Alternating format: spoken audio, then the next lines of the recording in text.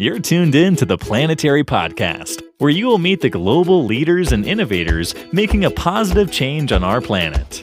Covering topics like sustainability, climate change, and circular economy, the Planetary Podcast highlights sustainable solutions around the globe that inspire others to make a measurable difference.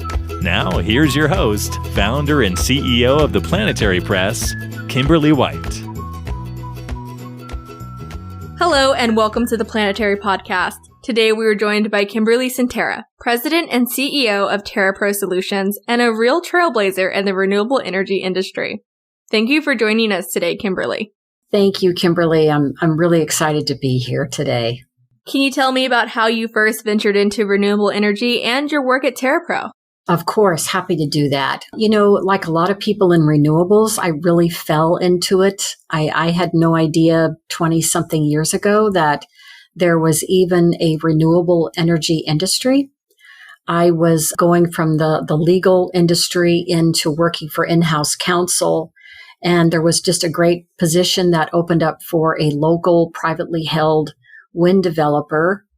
And that was really how my career began. I started in the legal department, and on the development side, the head of development was always coming over to my office saying, "Kim, you have to come and work with us in development. That's where all the fun is. That's where all the action is." And back in those days, I really didn't understand what he meant.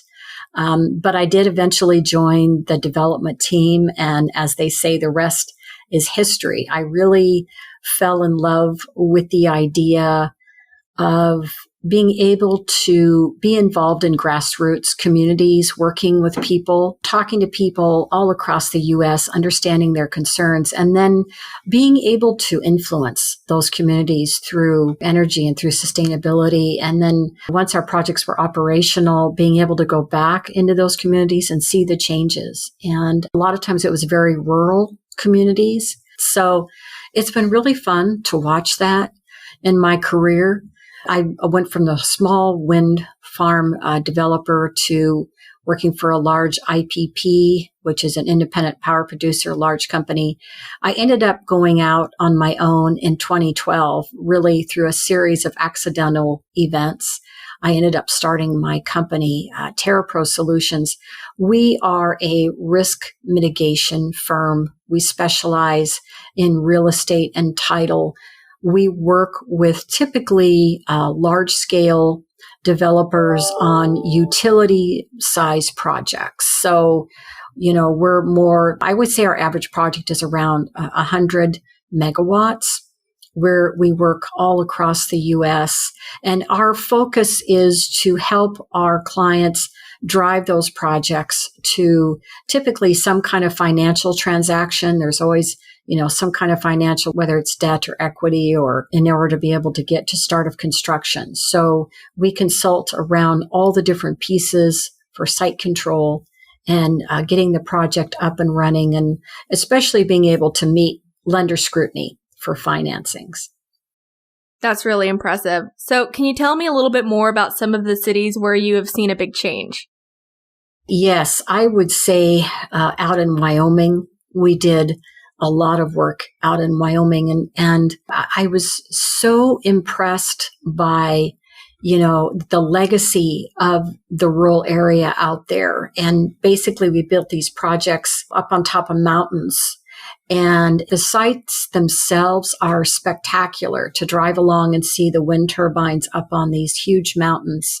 And then at the base of the mountains was where all the ranchers lived with their families. And there was a real desire back then, and I think it's still true today, for the rural communities to retain their culture, to retain their young people, to keep their communities viable.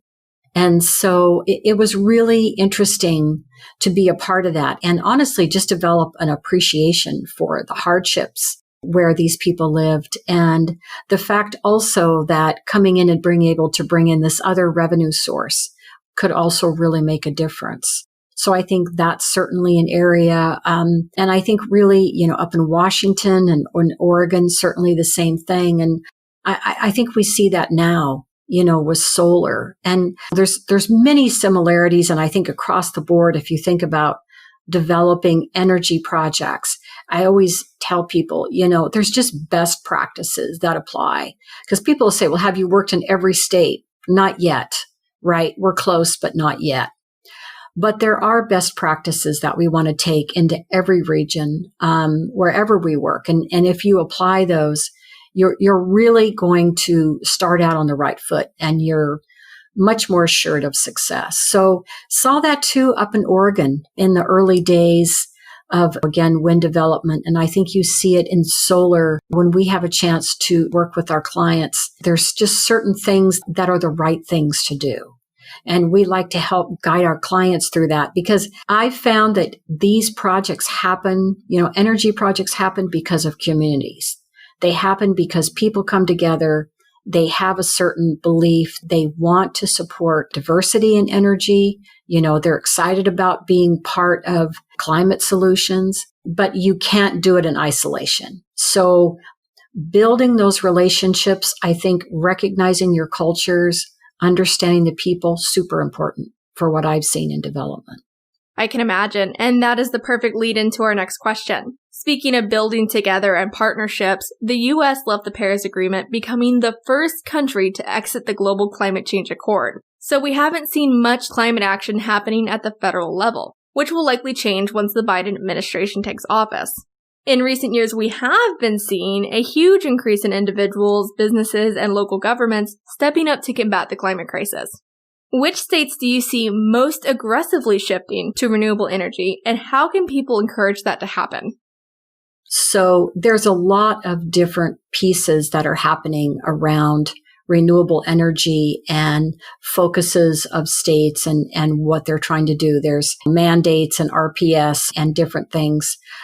When you look at it, 14 states right now have requirements for diversification for 50% or greater for renewable energy to bring that into their environments. So there's obviously, a lot of the West has certainly been very forthright and forthcoming as far as embracing renewables. It looks really different from state to state. I think some states are very well diversified in terms of energy and their approach. But I think what you're seeing overall is a desire for, again, these communities, these states, the politicians. First of all, I think people are demanding it. I think people want to know that they are part of a solution, and they want to see that their politicians, their communities are taking steps to be able to be involved in that. So I think it's really exciting. Obviously, some states have set the bar really high. Some cities have set the bar really high. San Diego, where I'm located, they have a 100% renewable requirement by 2035. And there's many cities that have similarly embraced that desire to be able to hit that 100% mark. I think it's a huge challenge, and I think it's going to require a lot of people working together and really being smart about it. But I think you've seen a lot of things happen where people want to, again, be part of it. They want to know that they can make a difference. So I think it's an exciting time. Yes, I've been thrilled to see a lot of these cities step up and commit to 100% renewable. We saw last April that Houston announced they would be powering all city operations with renewable electricity starting in July, which was fantastic news. They did that through a power purchase agreement, and it's really exciting to see the city stepping up and making that commitment. And I love what you said, that they want to be part of that solution. And I think at this time, we all need to be working to combat climate change. It is all hands on deck. We need everyone everywhere. So you've been a key player in this industry for over 25 years. What are some of the biggest challenges you've seen that renewable energy developers face? And what are some of the biggest successes that you've seen throughout your career so far? It's interesting, the early days of renewables. I think one of the biggest challenges, and I still see this, and I sit on committees for the American Wind Energy Association and also involved a lot with a lot of different groups. I still feel like we haven't done a great job of getting the word out on who we are and what we're really trying to do. And there are campaigns and there is information, but I just feel like as an industry, we have not. I will talk to people even now and they'll say, oh, wow, that's an emerging industry. How do you feel about being part of that? That's really up and coming. And I have to think, gosh, I've been in this industry for 25 years. We've been laboring really hard to get these projects installed. And I think the other thing, besides not really doing a great job of educating people, is these projects are tough. I mean, it takes 5 to 7 years to develop a wind project in California. It costs, millions of dollars. One of our colleagues at TerraPro actually worked on the first Met Tower that was permitted in San Diego County, and it took almost a year and Board of Supervisors approval, and it cost right around $1 million. So I think as long as you have those kinds of barriers, it makes it really difficult for our industry to be successful. And I even saw it, we're working on a battery storage project right now where we had the community people show up and they had all these concerns about, they had heard about electromagnetic fields and all these different things, and they had all these worries.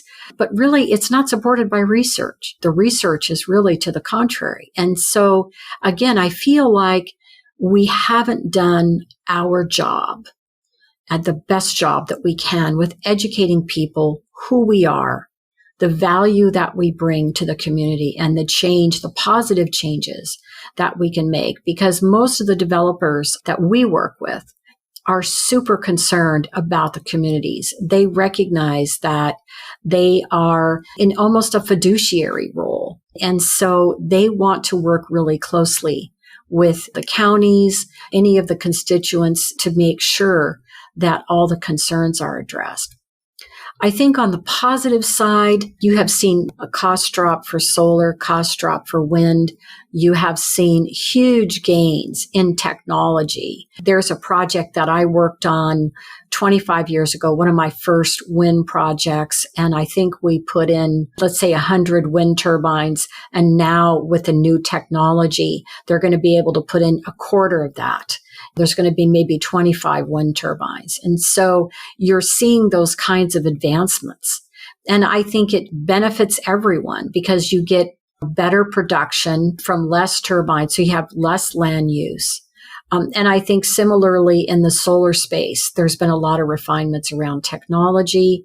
There's a lot of attention paid to how we can do things in a positive way. So I think that's been really exciting to see those changes in technology, to see all the opportunities that are out there. So I'm excited about those successes. And I think going forward from a starting point, we always say, let's start with our community. Let's make sure that we have their buy-in. But I would say yes. I think the exciting things are, and even more what's to come. There's even more opportunities out there. At the end of the day, I feel a very strong commitment to the communities because I've walked the farms, I've walked the ranches, I've talked to the folks about the lack of water, about losing the young people to the city. I feel like those concerns are just part of the heart of what we do. So making sure that we can be part of trying to help ensure that the projects that are installed are good, viable projects, because it affects all of us. Absolutely. And to go back to what you just mentioned with the farms and the ranches, there seems to be an increase of farmers working with renewable energy developers, leasing land to them so that farmers are still able to earn an income on land where they may not have now because of climate change, with unpredictable yields and crop loss, and even just young people moving away for different careers that don't want to be part of that family farm. Are you seeing an increase with farmers adopting renewables as part of their new way forward? Yeah, I think it's a great question, Kimberlee. And I think when you look at some of these rural communities, it's been very compelling because I think what you're describing is exactly what happens in these areas where you'll talk to people and they'll say, okay, I have so many acres and I'm willing to make so much available for solar. Let's say I want to keep the remainder of it in the farm, but I want to make so much available for solar. And it does really open up a lot of options for those areas where they want to be able to utilize both resources, retain the original legacy family farm, but also have the opportunity for revenue. And when I think back to the early days, especially in renewables, when we were first out talking to people 20 something years ago, I was working out in Texas, signing wind lease options back in 1994. And back in those days, who really could have conceived what we were going to see in terms of Texas and how huge that market has become? And I really loved those early folks that we talked to because I felt like they had to share my vision. We had this vision for what we could do. We had this vision of being able to use the land, being able to optimize it, how that would work for the future.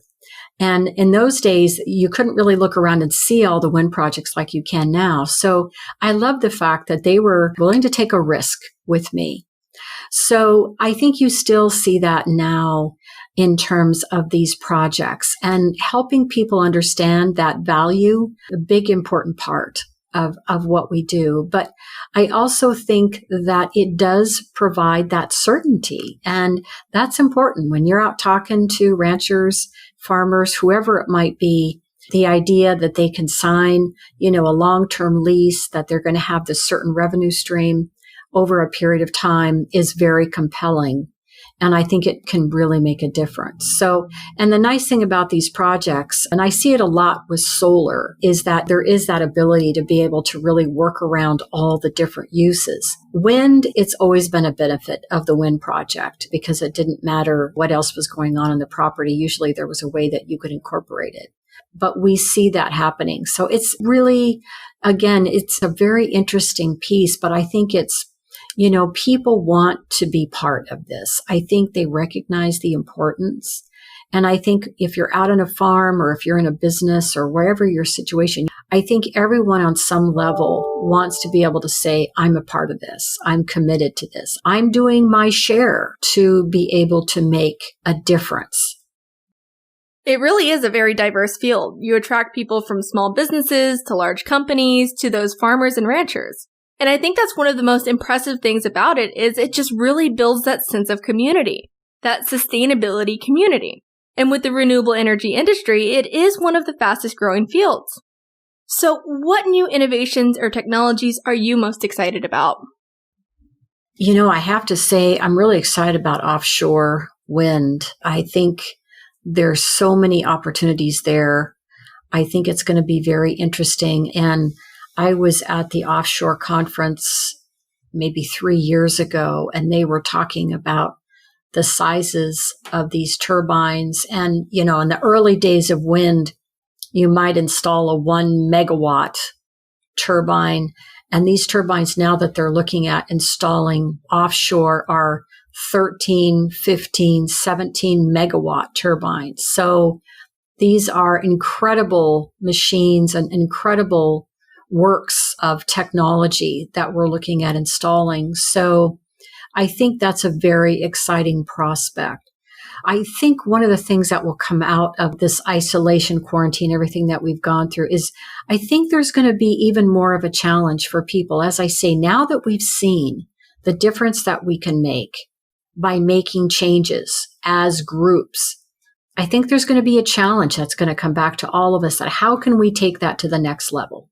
What is that going to look like? How can we now build on the momentum of what we created? It was involuntary, but how can we build on that momentum and then take it to the next level? And I think that's the other thing that I'm really excited about. I'm really excited to see, I go to conferences and I listen to people talk about the innovation and the ideas, whether it's on a really small individual with solar, taking it into very small communities and being able to make a difference, whether it's globally in Africa or wherever it might be.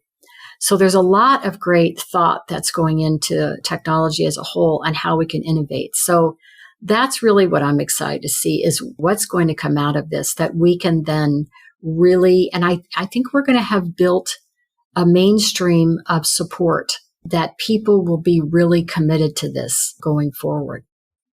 So what role do you think renewables will have in COVID-19 recovery efforts? And as a risk management expert, what are your thoughts on the call for a green recovery? Well, I think the call is going to be for all of us to really take a look. And I think it will start on a small level, right?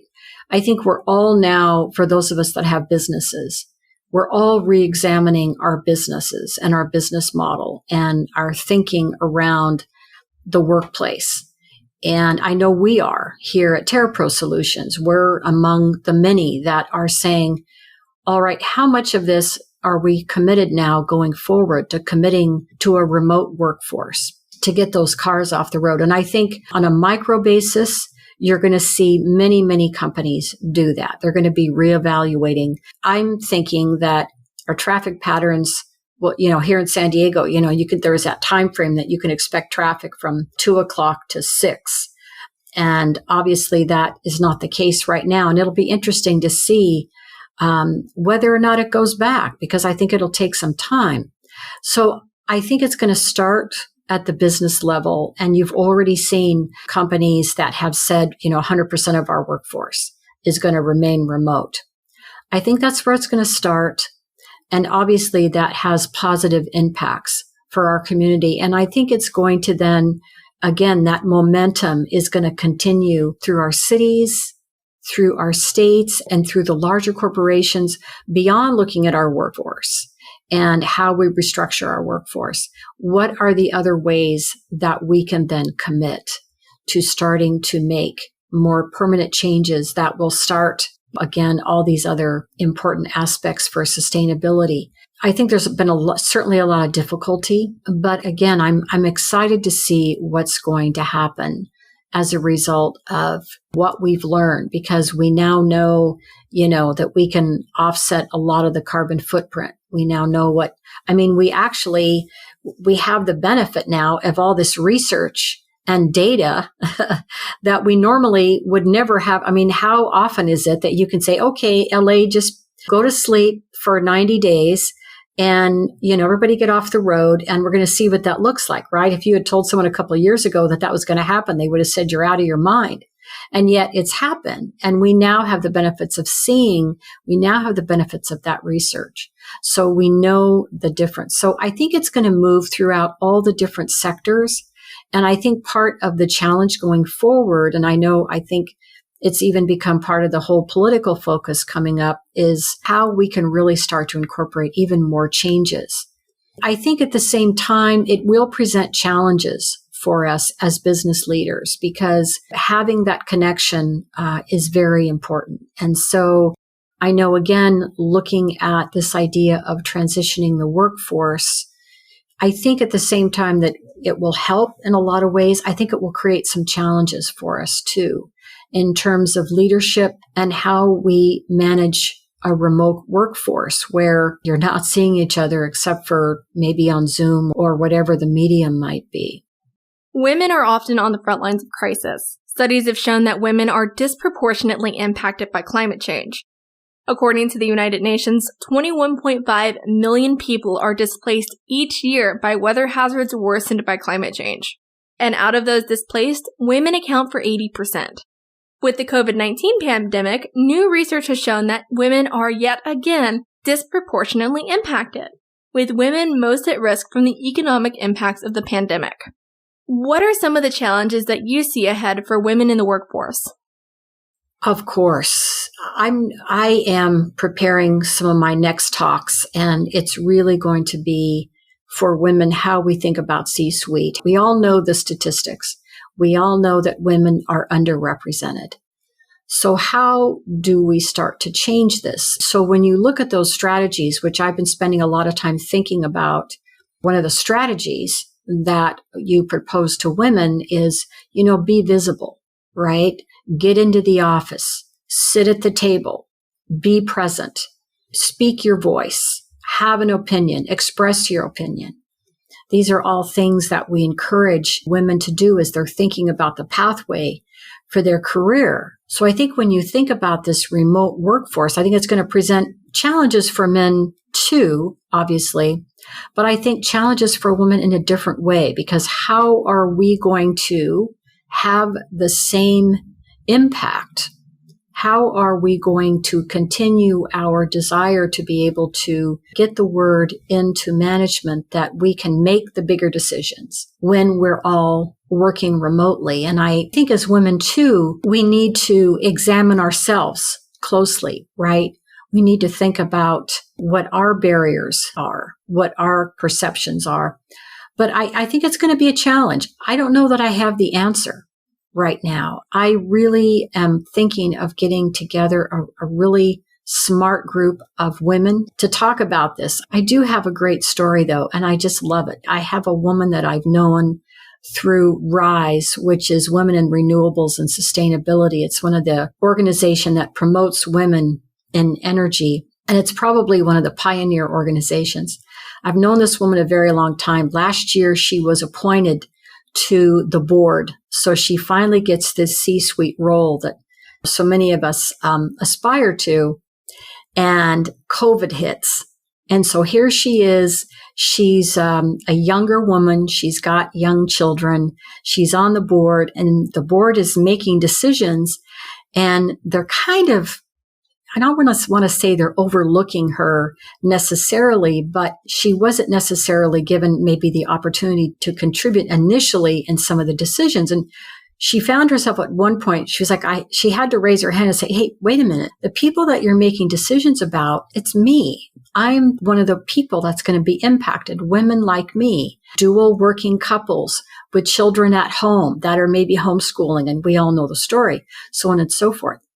And so she found she really had to speak her mind. And we were talking about it together on a call. And I said, how did that make you feel? And she said, well, I just want to throw up every day. It was kind of funny. But also it took a lot of courage.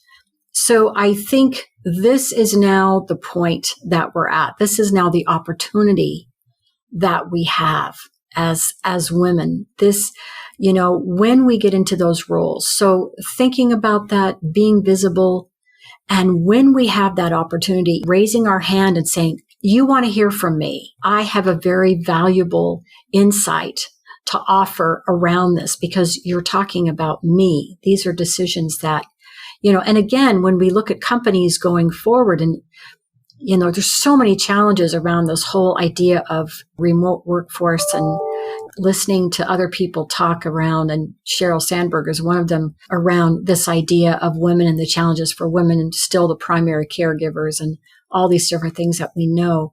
We really need to be prepared and prepare ourselves for that opportunity. So I think for me, one of the areas that I really am excited about as we go into these next, 2020 and beyond, women are going to have a huge buying power. It's in the multi-hundreds of millions. And so we are going to be a predominant force. And we are going to find that we're going to have the opportunity to have a voice in a lot of different decisions. I would like for us to be prepared. And so I really want for women to start to be prepared. And that's a passion of mine, besides all the work that I do in renewables. When I think about myself and my career, I never imagined that I would be where I am now. If someone would have said 10 years ago that I would be doing what I'm doing now, I would have said, I don't think so. I was perfectly happy being in the role that I was in. But now that I look back, I see that there was a different thinking that I could have embraced earlier that I think would have helped prepare me. So that's one of the passions that I have, just working with women. But again, this visibility, there's going to be a lot of challenges. And this is not something that I think women can do on their own.